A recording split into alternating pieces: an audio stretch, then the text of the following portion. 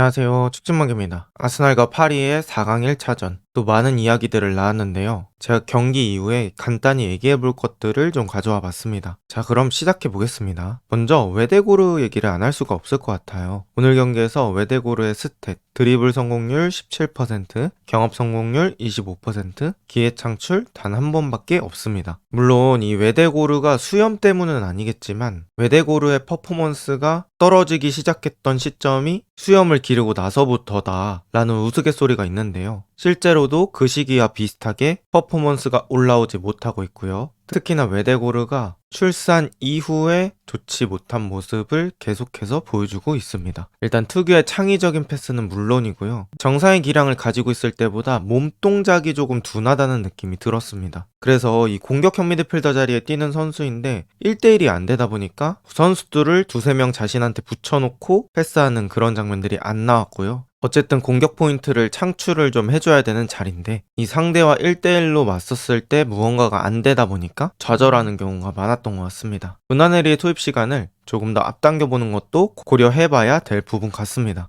그 다음은 메리노 얘긴데요. 메리노가 인터뷰에서 아직 포기하지 않았고 2차전에 충분히 가능성 있다는 뉘앙스로 인터뷰를 했고요. 또 메리노가 후반전 거의 시작하자마자 헤더로 득점을 했었잖아요. 그런데 그게 오프사이드로 취소가 되면서 아스날에게는 아쉬운 상황이 됐죠. 그리고 이게 정말 미세한 차이라서 VAR 체크하는데도 꽤 많은 시간이 걸렸거든요. 그 정도로 미세했는데 그 미세한 10cm가 2차전에서는 자기 팀에게 행운이 따르길 바란다고 얘기를 했습니다. 오늘 경기 컨디션을 봤을 때는 메리노의 컨디션 상당히 올라와 있는 상태라고 느꼈고요. 토마스 파티가 2차전에 복귀할 수 있기 때문에 파티, 웨데고르, 라이스 3명의 미드필더 조합이 완성될 예정이고 그랬을 경우에는 스트라이커 메리노가 나올 가능성이 높습니다. 지금 현재 득점력 자체는 아스날에서 가장 좋은 선수라고 볼 수 있기 때문에 기대되는 부분이고요. 확실히 오늘 경기 봤을 때는 간결함 같은 거는 살아있더라고요. 메리노가 스트라이커든 미드필더든 공을 잡지 않고 바로 돌려주는 다이렉트 패스의 정확도가 높아서 그런 것들이 큰 장점이라고 볼 수 있는데 이번 경기에서도 그랬고요. 필요 없는 동작은 거의 하지 않았습니다. 또 오늘 공중볼 경합에서도 역시나 압도적인 모습을 보여줬습니다. 56%고요. 5번의 성공을 거뒀습니다. 사실 이 공중볼에 성공했던 퍼센트보다는 5번이라는 횟수에 주목해봐야 될 것 같습니다. 기본적으로 스트라이커들이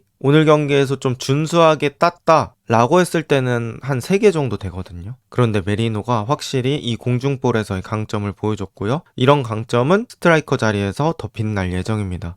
그 다음은 양 팀의 위험지역 소유권 상실이라는 자료인데요. 이 자료들을 보시면 양 팀이 얼마나 강력한 전방 압박을 수행했는지 알 수 있습니다. 양 팀 다 24번 자기 진영 위험한 상황에서 공을 잃었습니다. 그리고 여기서 슈팅으로 이어진 것도 2번씩이나 있습니다. 아스날, 파리 생제르맹 둘 다 전방 압박, 역 압박 좋은 팀이기 때문에 공 주변에서 아주 미친 듯한 양팀의 압박이 일어났고요. 어떻게 보면 현대 축구에서 중요하게 여기는 가치인 압박이 잘 드러났던 트렌디한 게임이라고 볼 수 있겠습니다. 그리고 오늘 경기에서도 이 주앙 네베스라는 미드필더가 정말 눈에 띄었죠. 중원에서 살림꾼 역할하면서 에너지 레벨 채워주고 또 쓸어주는 진공청소기 역할 해주고 그리고 이 주앙 네베스가 최근에 인터뷰에서 파리에 온 이유를 밝혔는데 거기서 루이스 엘리케 감독을 칭찬했습니다. 엘리케 감독이 공격에는 100%, 수비에는 120%를 쏟아붓는 팀을 원한다고 합니다. 저는 이 말이 되게 멋있었는데요. 공격도 공격이지만 자신이 소유권이 없을 때 수비 상황에서도 헌신적으로 플레이하는 선수를 원하고 그런 선수가 모인 팀을 원한다는 뜻이겠죠. 그리고 주앙 네베스는 그 점이 되게 마음에 들었던 것 같습니다. 그리고 이런 수비의 120%를 쏟아붓는 팀의 아주 핵심 자원으로 자리 잡았고요. 주앙 네베스는 현재 챔피언스 리그 태클 1위를 기록하고 있습니다. 그리고 주앙 네베스가 훈련할 때도 좀 얘기를 했는데요. 훈련할 때 이 경기장 안에서 선수들끼리 포지션을 아주 많이 바꾼다고 합니다. 지금 파리 생제르맹이 강한 이유 중에 하나가 선수들의 위치 변동이 되게 많고 자유롭잖아요. 그리고 그 바뀐 위치에서도 뛸 수 있기 때문에 뭐 거의 6명 내지는 8명의 선수가 멀티플레이어처럼 자기 자리가 아니어도 플레이를 할 수 있다는 게 되게 무서운 점이죠. 그런데 이런 것들이 훈련에서 많이 이루어지는 것 같습니다. 그리고 주앙 네베스가 뭐 풀백으로 뛰다가 미드필더로 뛰기도 하는 그런 훈련도 한다고 하는데요. 파리 선수들 간의 스위칭이 괜히 퀄리티가 높은 게 아니었습니다. 어쨌든 정말 잘 데려온 선수다 라고 말할 수 있겠고요. 이번 경기에서 이 우스망 덴벨레의 위치 선정도 한번 얘기를 해봐야 될 것 같습니다. 지금 왼쪽에 있는 자료는 우스망 덴벨레가 아스날전에서 어느 지역에서 터치를 했냐를 나타내는 자료고요. 왼쪽에서 오른쪽으로 공격한다고 보시면 됩니다. 그런데 제가 표시한 빨간색 네모칸, 저기는 왼쪽 풀백 자리라고 볼 수 있겠죠. 덴벨레가 때로는 왼쪽 풀백이 되기도 하고, 또 노란색으로 표시해 놓은 위치, 일반적인 공격수보다는 많이 아래쪽에서 터치라는 모습입니다. 엘리케가 명목상으로는 가짜 9번을 우스망 덴벨레에게 부여했지만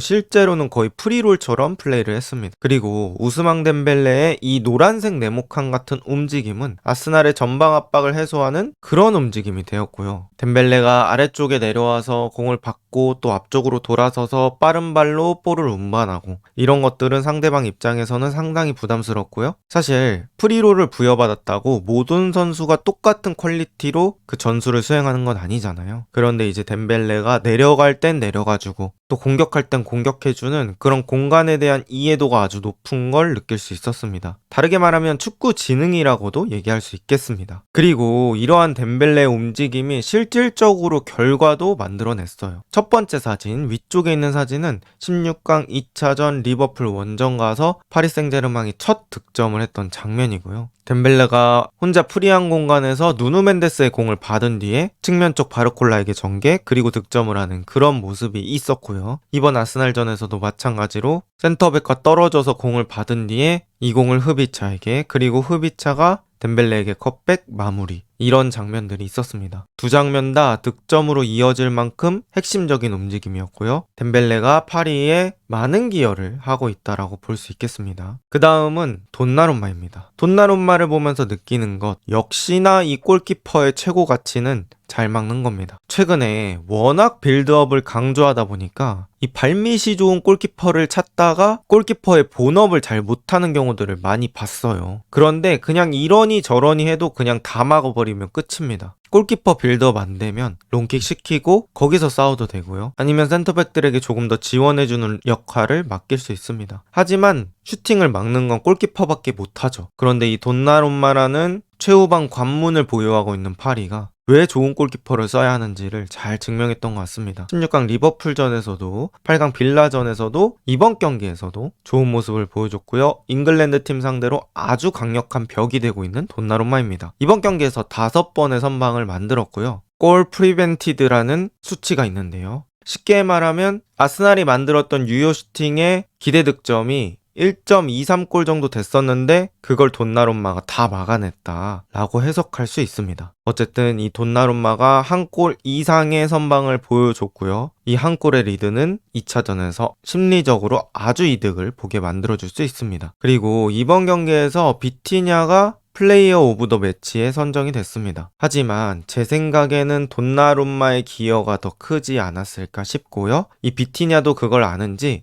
인스타그램에 돈나룸마와 함께 찍은 사진을 올리면서 진짜 MVP라는 말을 썼습니다. 그래서 비티냐 역시 돈나룸마를 리스펙하고 있는 모습이고요. 어쨌든 파리 생제르맹이 1차전에서 소규모의 이득을 얻어갔고요. 이 이점을 발판 삼아서 홈 경기에서도 성과를 낼 수 있을지 기대해 보도록 하겠습니다. 이번 영상은 여기까지입니다. 좋은 하루 보내세요.